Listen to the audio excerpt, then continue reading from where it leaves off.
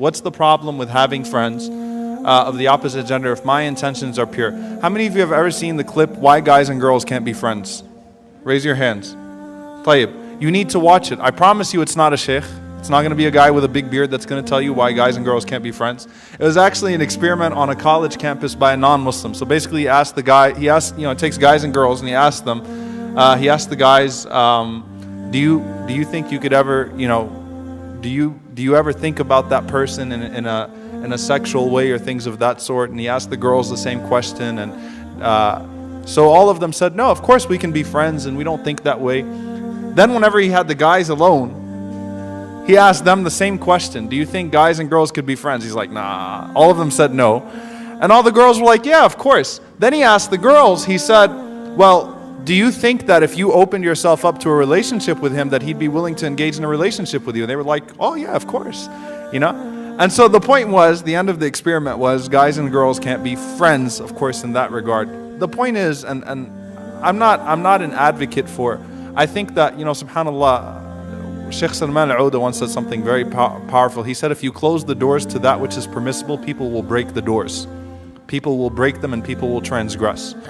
There was communication and interaction between genders at the time of the Prophet ﷺ, but it was respectful, it was limited to what was necessary. It was not, subhanAllah, we teach split personality, seriously. It's like the sister comes to the masjid, she's an alien, right? But whenever she's outside, mashallah, she's fair game. That's hypocrisy. We should learn to be consistent. In essence, the Rasulullah, we were forbidden from khalwa. We were forbidden from being alone with one another.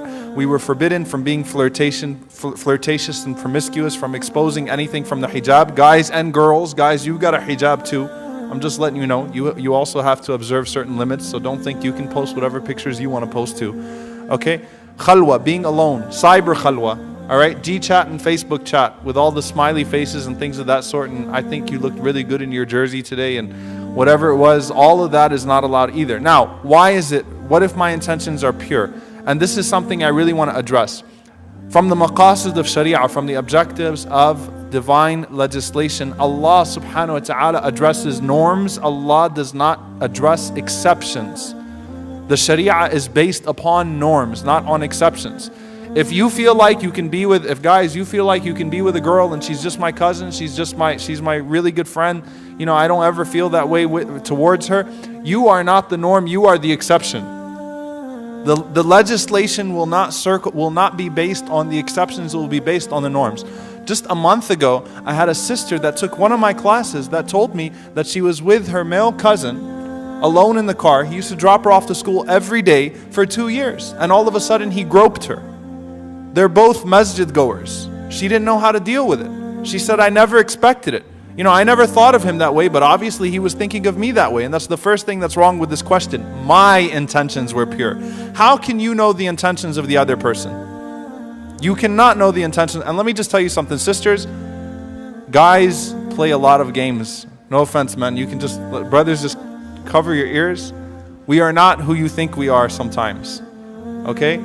As long as a man is still biologically a man, he still is attracted to a woman. Okay? Unless he's undergone some procedure or something like that, he's still a man, he still likes women, he still likes sisters. Okay? So Allah addresses the norms, not the exceptions. Maybe you can control yourself, but not everyone can.